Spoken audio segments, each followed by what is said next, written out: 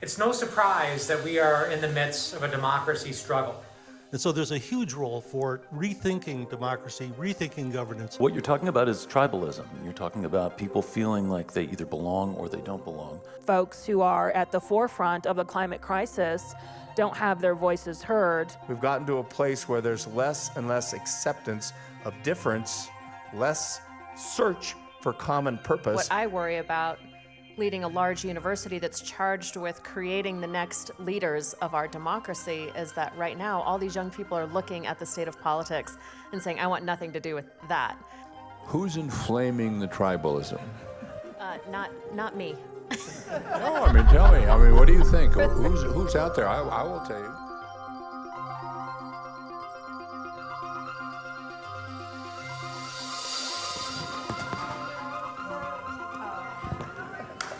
Well,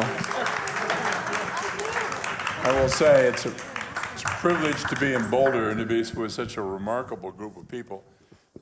As I go back and forth around the world and across the country, watching Colorado's bench get richer and richer and richer, it's just remarkable. And Jena, you're a very good example of what's being grown here and what excellence there is. Amy, that was a marvelous presentation.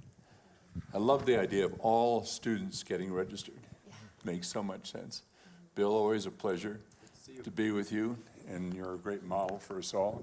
Bill, if you don't have Bill Becker's newsletter, you got to get it. It's the best that there is. Jena has to leave very quickly, so I thought I'd just start with try to lay out very quickly 3 themes that I hope we can touch on. One would be, I would call, the tentacles of the fossil fuel community. Second, the responsibility of our financial institutions. And third, the makeup of our politics and processes. All 3 of these, it seems to me, are threatening, our ability to maintain a sustainable world. Fossil fuel communities, financial institutions, and our political institutions. Jena, you've got to run quickly, so I know maybe you want to comment on that before you have to go out the door. I agree. I agree, and I think, gosh, we are how many years past the insurrection? 3 years past the insurrection, still in the worst attack on democracy we've seen. And it's very easy to say, well, we have to get back to where we were in 2019. But where we were in 2019 was big polluters able to put endless amounts of money into our politics to try to influence who gets elected, to influence what ballot questions are passed, how our state constitution is changed. We already had an instability of American government where, honestly, Senator, people who grow up like me in a cabin with an outhouse outside on food stamps don't get elected to office. And then on top of that, all the gerrymandering. So I think the fact of it is that government coincides or a failing governmental election system coincides with big polluters. Not having good representation in government means folks who are at the forefront of the climate crisis don't have their voices heard. And I agree with you on the financial institution piece. Great. Well, that gets us a start. Amy, would you like to make a quick comment as a starter?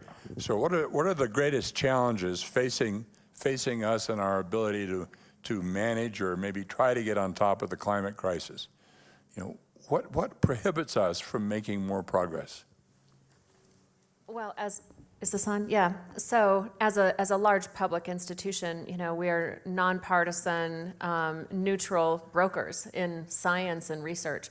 And I think one of the biggest challenges that we have is misinformation and communication, especially now with tools like AI and on social media, there is just a barrage of information, and it becomes more and more difficult for everyone, not just our students, for our faculty and our staff and employees to parsing that out to see what's true and what is just misinformation. So how do we get ahead of that so that students in elementary school and middle school are thinking critically about what they're seeing in the media and what they're seeing on social, what they're seeing coming out of ChatGPT and AI, so they can really do their own research and understand what is scientific, what are the facts, what's the truth, so that they can make good judgments for themselves. I think that's one of the biggest issues that we're facing. That's going to continue to get more and more and more complicated. We're going to have to reach further and further down at younger and younger ages to help people understand how they interpret and how they see the information that's coming to them.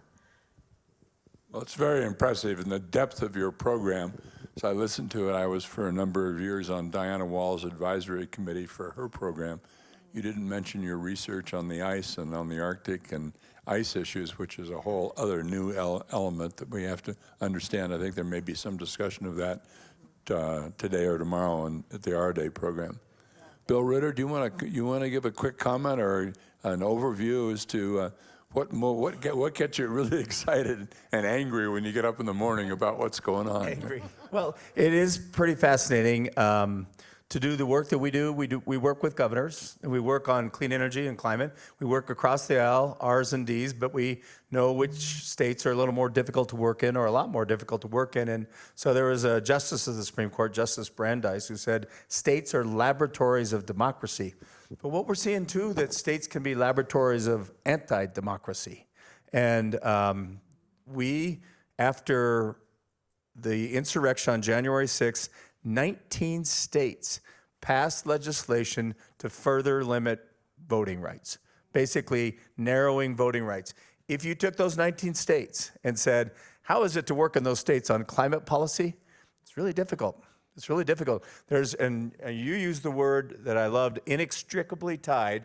You can't work on environmental stuff and climate stuff without healthy democratic institutions, particularly if you want democracy to deliver on the promise of socioeconomic equity.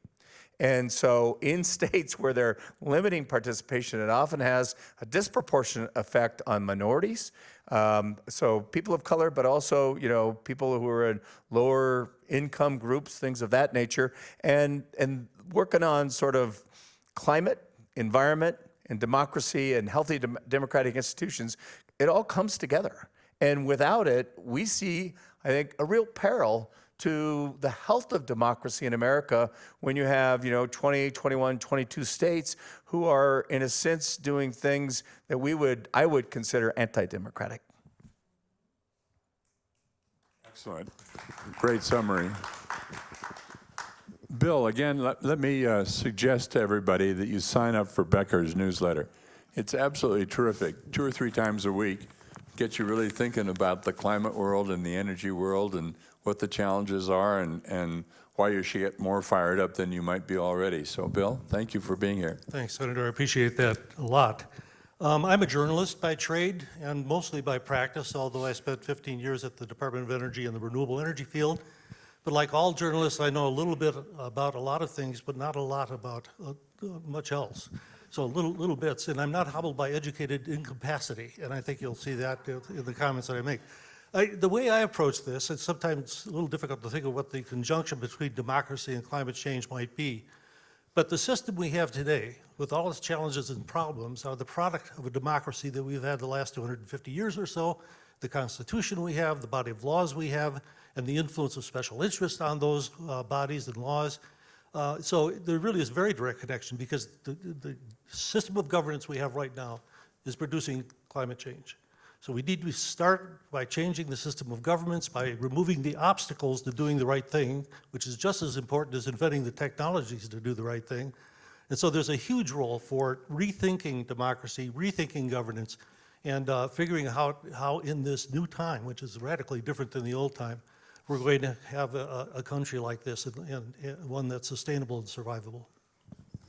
Great. Well, that's terrific. Thank you very much. I have an empty chair here because Jena had a hard stop for another stop, and she apologizes again to everybody for having to leave. We probably ought to get Nick Forster or Helen Forster to come and sit and join us and tell us about the artistic world. Where's Nick? Tim, Jason Crow sent a video, and we'd like to play that now, if that could be appropriate. I don't know why not. To the congressman's comments would be great. Great. Okay, could we roll the video, please? So, Nick, you just got pushed out by Jason Crow. Welcome, everyone. Thank you to Chip Cummins and the American Renewable Energy Institute for having me address you all very briefly today. Sorry I wasn't able to make it in person, but I did want to make a couple of comments to the group here.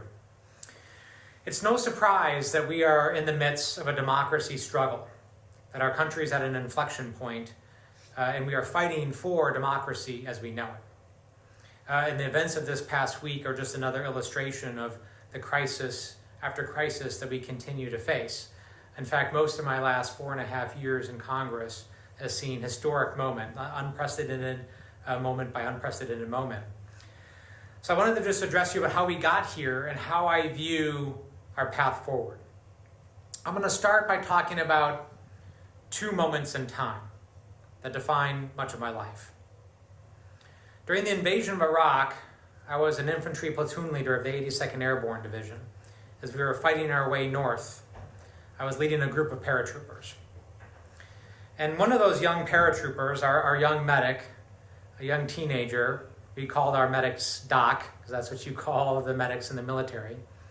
He stepped up and he showed remarkable courage, risking his own life to help a young Iranian boy, Iraqi boy rather. And that medic, doing amazing things for an Iraqi boy that he didn't even knew, really stuck out to me. It's one of the best examples of American selfless leadership and who we can be. You know, our platoon coming together and fight as one.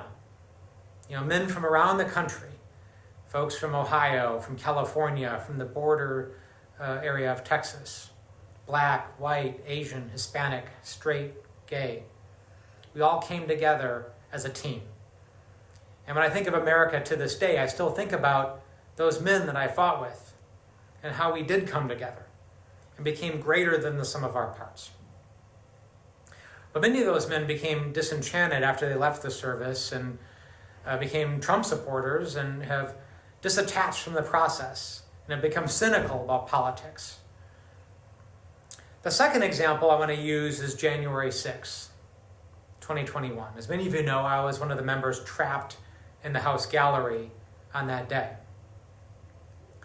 And as we were building a barricade to prevent that mob from crashing through and taking the House gallery and attacking my fellow members, I realized that a lot of the people on the other side of that door, banging, trying to get through that barricade, were my fellow veterans. And I asked myself, how did we get to this point? How did we get to a point where, you know, just years before, I fought with these folks. We fought together. As Americans, we raised our hand and took the same oath. And we meant it. And we're willing to fight for each other and for our democracy and for our Constitution. And then you fast forward to January 6th, and here we are on other sides at the same door. One side trying to kill the other and trying to thwart our democracy. Then I started to think about growing up. So I was born and raised in Wisconsin in a very conservative construction family. I actually worked in construction and minimum wage jobs myself. And I thought about many of the folks that I grew up with. And when I was growing up working in construction, there was a very interesting thing that would happen on construction sites every morning. You'd get up there early, sometimes way before the sun rose, and you'd shake each other's hand. But it wasn't just a handshake. It was actually a callus check. You were feeling the other person's hands. And the idea behind that is you wanted to know, who was this person? Were they one of us? Did they understand me? And in that is a lesson about the struggle that we're in as a democracy in a country, because we're having policy debates, sure, but largely this isn't a policy debate. This isn't about, you know, whose ideas on taxation or climate or infrastructure will win the day, because as a matter of fact, many Americans agree with a lot of the issues that we're trying to push forward in Congress. What we're having is a debate about belonging and culture, a tribalism debate. And it's the same debate that's being had throughout the entire world right now. Because for the better part of 2 decades, we've been going through what many pundits have called a democracy recession. Democracy is receding. After many decades of democracy rising and the number of democracies increasing, we're now seeing democracies on a downswing. Because people are uncertain about their future, they're uncertain about their place in the world and where they belong and where they fit in, and the rapid pace of change. So what do we do? With a democracy with recession, with historic highs of division and vitriol and partisanship in Congress and throughout our country, what is the path forward? Well, I do think about growing up and those people that I fought with, the people that I grew up with, the people on my construction site. And what I think we need to do is inspire a new era of American patriotism, a new American patriotism. And let me explain for a moment what I mean by that. We have to be more honest with ourselves. We have to be honest about the fact that the American dream is out of touch for most Americans now. That the lives of their children and grandchildren may not be better. For the first time ever, the lives of our children and grandchildren may not be better than the lives that we had growing up.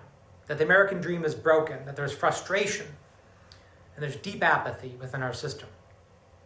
So what a new American patriotism can do is have a very honest discussion about the flaws of our past, how we haven't fulfilled our promise, but our original sins of slavery and racism, and how those are still with us today, and how we have not addressed them, and we haven't ever had that honest conversation that we need to have.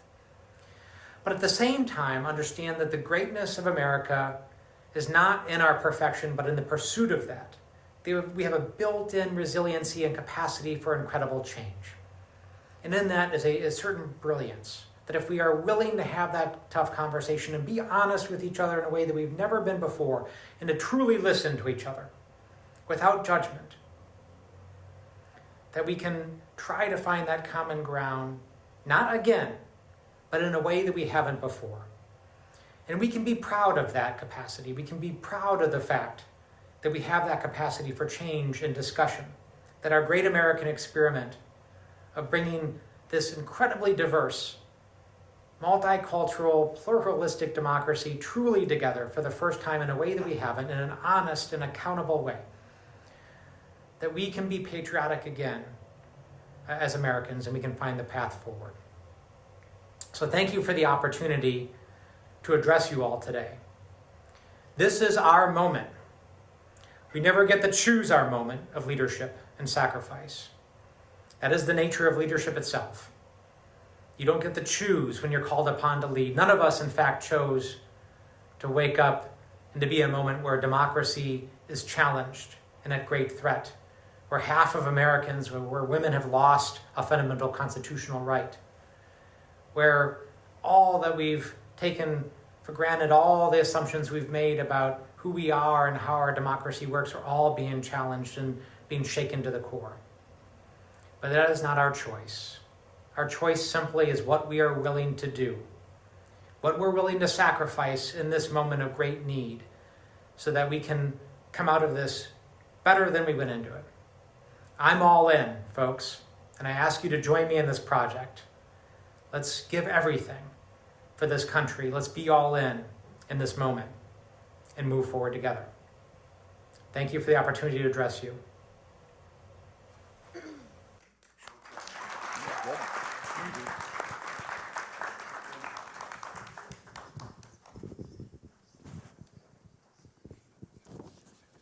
This is a good panel.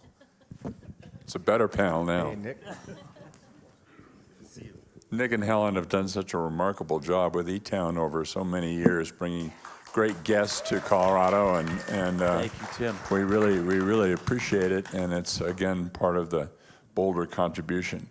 Jason, that was very impressive, and again, I'm reminded of the depth of the talent in Colorado with Joe Neguse and Jason Crow and others representing us in Washington. It's a delight.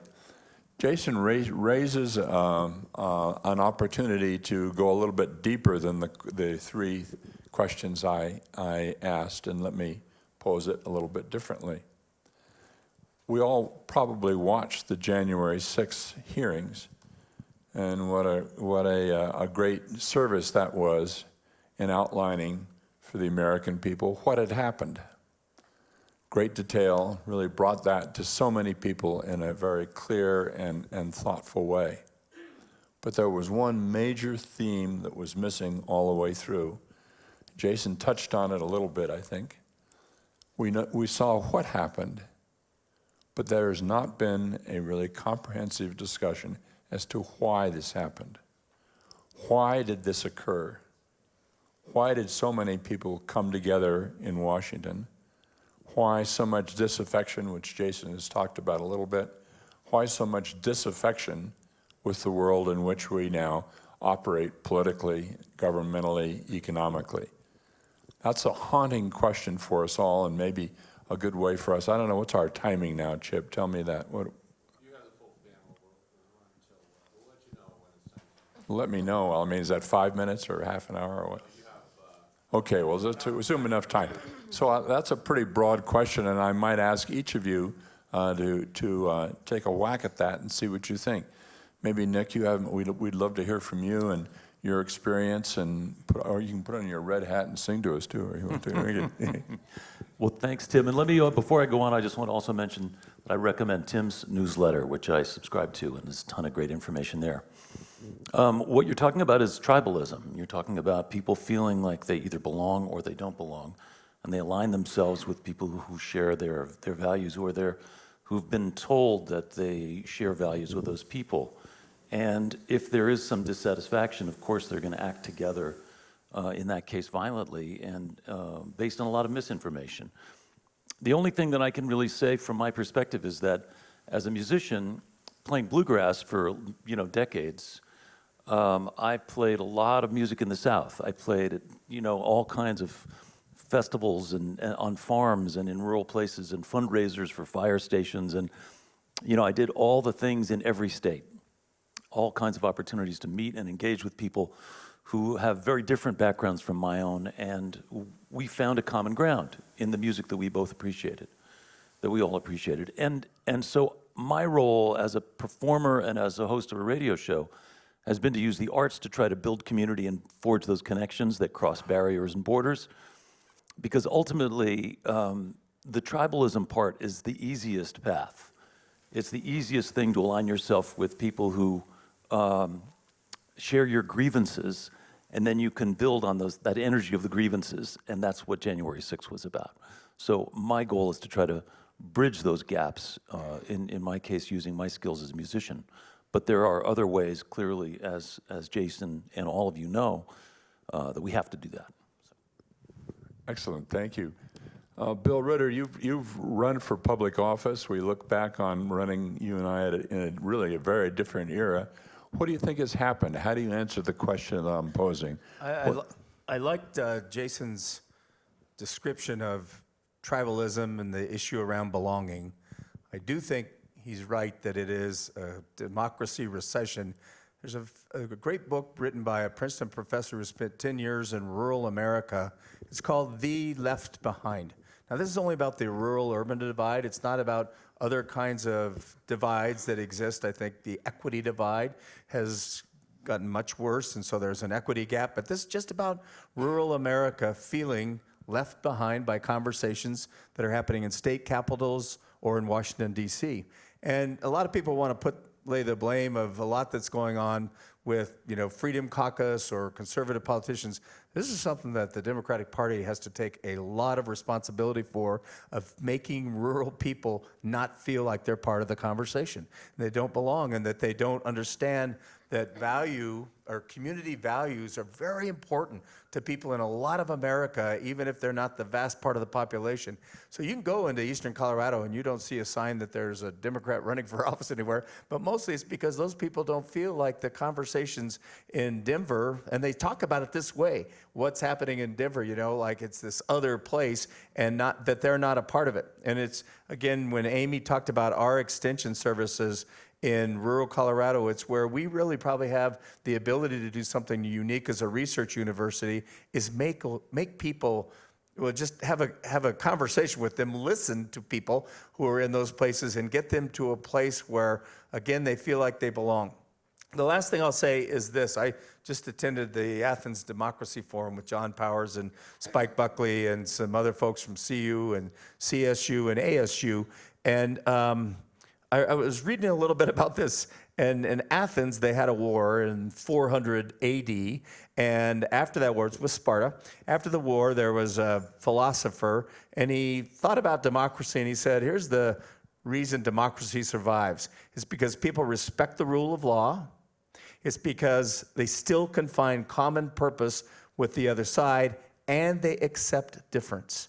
And I think, Tim, in our politics, we've gotten to a place where there's less and less acceptance of difference, less search for common purpose, and we've seen people who are leaders in this country who have abandoned the rule of law. Amy, this is an invitation to you. Go ahead. Yeah, thank you. I appreciate so much of what Jason Crow said on that video. It was really remarkable. And what it makes me think, and this is actually a question back to you, Senator and Governor, is when he talks about historic levels of vitriol and divisiveness and democracy in recession, I believe that that's true. What I worry about leading a large university that's charged with creating the next leaders of our democracy is that right now all these young people are looking at the state of politics and saying, I want nothing to do with that. That's ugly business. Those people are, violent and divisive. And so we, at a time when we need our best and brightest young people wanting to be governors and senators, they're turning away from it, right? Saying, I want nothing to do with that. How do we turn that tide so that we're training people saying, we want to jump into that fire, not run away from it? Now is the time we want to inspire them to start running for office at all levels and getting into this to help pull us back from the brink here where they're turning away and not wanting to be it. So how do we, in my position, inspire our young people to want to do what you did and run for office? I think the climate work is part of it. I think that's something that young people resonate with, and that's a noble calling. And obviously the political leadership is required to make it effective. So, I think you're on it. I think you're doing it by leading with sustainability and climate work to inspire young people and recognizing the connection between democracy and climate. Bill? Becker? Yeah, I really agree with the tribalism dynamic that's going on, but it's a very complicated, toxic soup that we're dealing with. A little bit more about the tribalism thing, though. It's not only that we have tribes in the country, we have intolerant tribes, and are competing in a way for the future of the country. I think of Christian nationalists and white supremacists who think that the population is becoming too diverse, so that the white population is out, loses control of the country. But I think, it's going to be interesting to see when those tribes begin to fight against each other instead of against democracy and the way the country is right now. If I can wax a little bit new age, I think people need to come to the realization that they have their tribe, it might be their family, and their neighborhood, and their card club or whatever it might be. It might be the state, it might be the nation, it might be their race, but these tribes are concentric. Each one is a part of the larger tribe. And that goes all the way into, I think, probably extraterrestrials. I don't know, I'm not for sure. But if we could understand that we are all part of these concentric tribes, they come together when we're in crisis a lot of times, or in war, where we all bind together and fight the danger.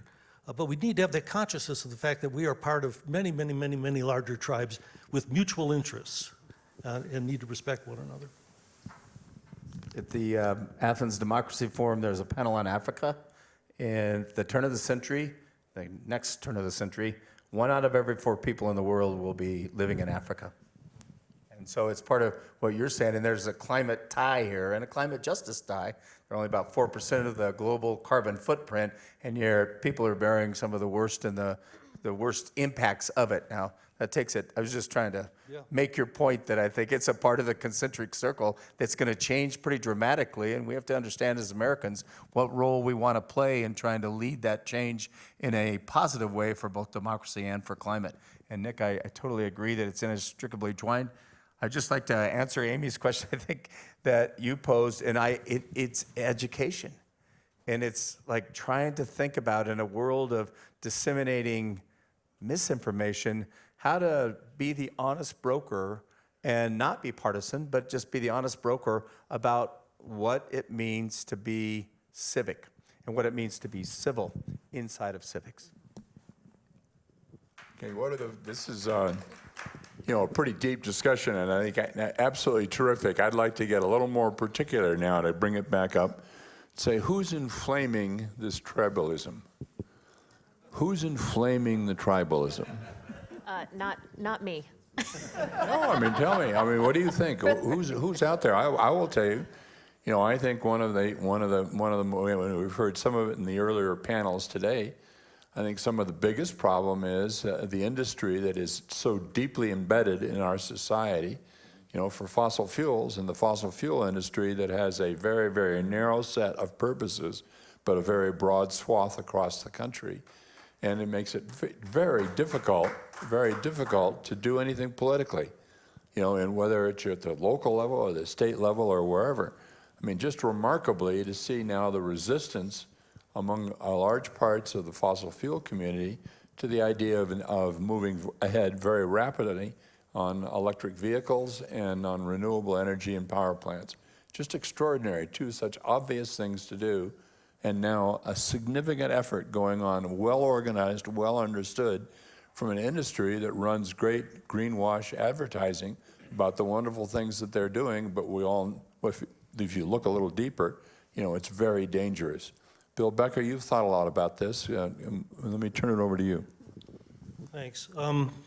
If we've learned anything in the last 30 years, is that we cannot trust the fossil fuel industry. They lied to us about the science at the beginning. They covered up their own science. Then they began to discredit scientists and the science, and on and on and on, and now they're in the greenwashing phase. If they say anything to us, don't trust them, okay? I mean, that's a little severe, but I'll give you an idea. You'll hear commonly that the federal government subsidizes fossil fuels to the tune of $20 billion a year, more or less. The actual figure is $650 billion a year, and some say $750 billion a year when you count the social, the environmental, and the economic damage of that industry. And we have a government formed around that industry, formed in part by that industry, and we let it hide many of the costs of that industry to society and to the environment. So there's a tremendous amount of money that could be spent in better ways. And I'm not saying that we need to shut off the spigot immediately. It needs to be a sensitive approach that takes care of the workers and communities that thrive on it. But we have to stop trusting that industry and get on with business. And carbon capture and sequestration is one of those things we should not trust, by the way. Anybody else want to comment on it?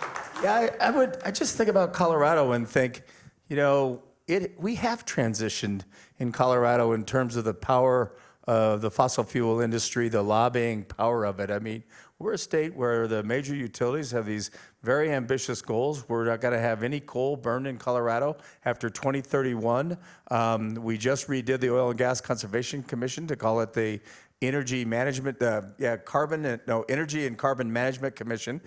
We have given local government more power over permitting in oil and gas, and just done a variety of things that the industry opposed, but we had the leadership in the state, and we currently have leadership in the state house, that I think are willing to tackle issues even with a lobby that's not as effective as it was 15 years ago, but it still has some staying power. And it's a good example that you can do that and not just survive, but have an economy that grows and grows in a very much a 21st century way.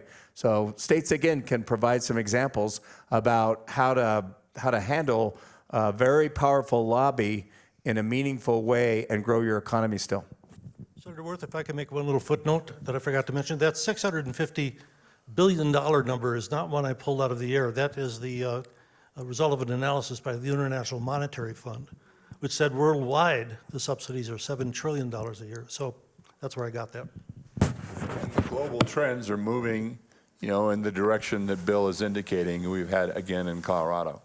I mean, lots of progress being made globally, and for the first time, the International Energy Agency is saying that that we will reach the peak of fossil fuel use in the world by 2030.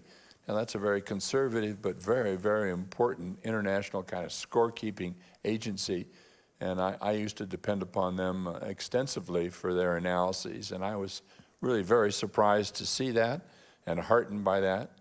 I was heartened by another analysis that I recently saw, that if we get to the point of not burning, slowing down our fossil fuel burning, so that by the time we get to 2050, we're at zero fossil fuel emissions. At that time, then would take 3 years for the whole environment of the globe to restabilize. I mean, how quickly it would happen once we get to that critical point in 2050. You know, the take-up of electric vehicles and how rapidly that's occurred. You know, the speed with which solar's been gone on.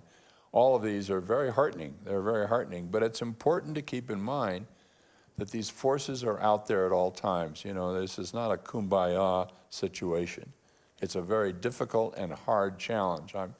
I've been looking in the last month at the most recent, and I may be wrong about this, but the most recent discussions of working on the ozone problem in Colorado. You know, we're not really getting anywhere. Even though we have a government that you would assume would be quite progressive, we're not getting anywhere, because for the most part, we've neglected to look at the emissions from automobiles, transportation emissions. You know, that's the biggest problem for ozone, and that's the biggest public health problem that we're having in the state of Colorado. But we're still not willing to undertake that. Why? Well, right back to the tentacles of the fossil fuel committee. Anyway, Amy, you guys have done a wonderful job at CSU of embracing the challenges that we face, and your presentation today was really impressive. You might want to comment on this. I don't want to leave this on a bummer downside, but I think it's important to recognize, you know, while we got a big problem, what it looks like, and that there's a balance in all of this. Amy? Yeah, there's definitely a balance in all of this. I was struck by, actually this week we had our Board of Governors meeting. So the Board of Governors of CSU meets up on campus a couple times a year. And the number of times that climate change in different areas was brought up during the meeting was remarkable. We started out the day with public comment, and we had a divest group come and protest at the meeting about the CSU Foundation divesting and fossil fuels, which the CSU Foundation is already almost completely divested. That's how we become the #1 sustainable university in the country, is it's very low single digits already. But they wanted to come and talk about divesting just as a general matter across the country, and so they came with their signs and protests, and that was their focus.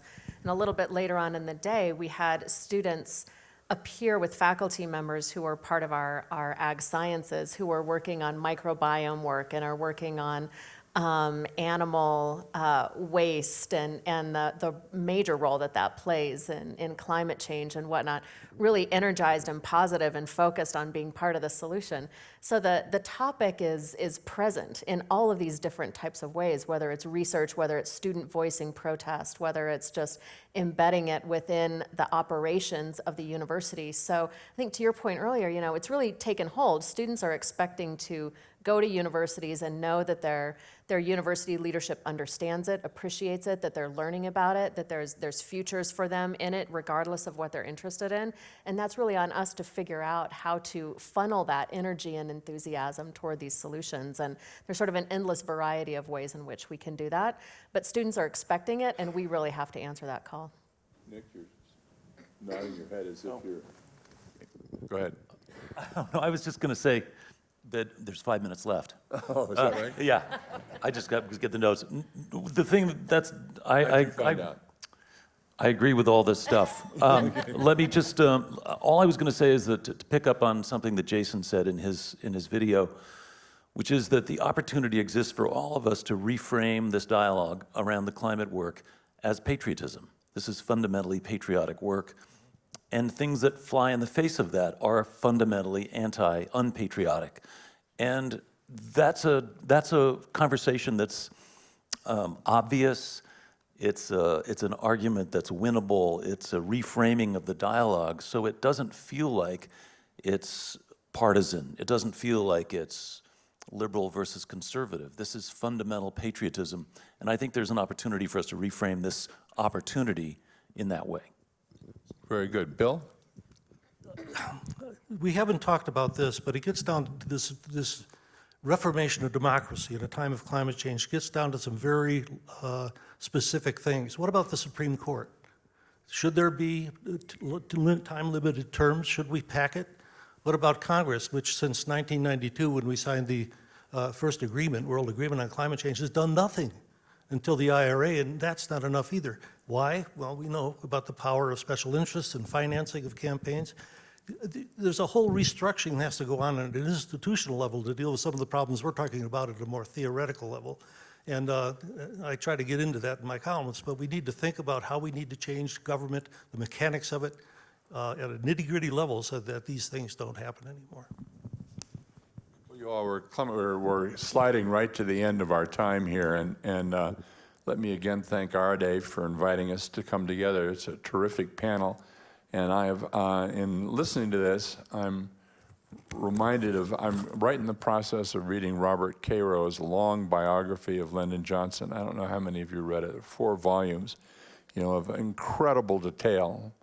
And right in the middle of the volume on the Senate, it becomes clear that the way in which he focused on making progress was figuring out one step at a time, one step at a time, one step at a time, how to step one related to the one I took 3 weeks ago, that incredible patient march, and that led to his remarkable contributions before the crash of the Vietnam War. But it was a real lesson in politics, and I wish I had known that when I went into politics and went into Congress. I wish I'd read that, because it's a real guideline for anybody trying to make progress in this very large and complicated democratic society. It's very moving and very important, and it's great work. And what everybody here on the dais here has done is all great work, and what goes on is really impressive. And it's a privilege to be, I can say this, Amy, welcome, but it's a privilege to be a Boulderite. There's so many of us engaged in this, and it's a great place to come from and a great place to move away, go get them. Thank you all very much. Thank you. Thank you. Thank you.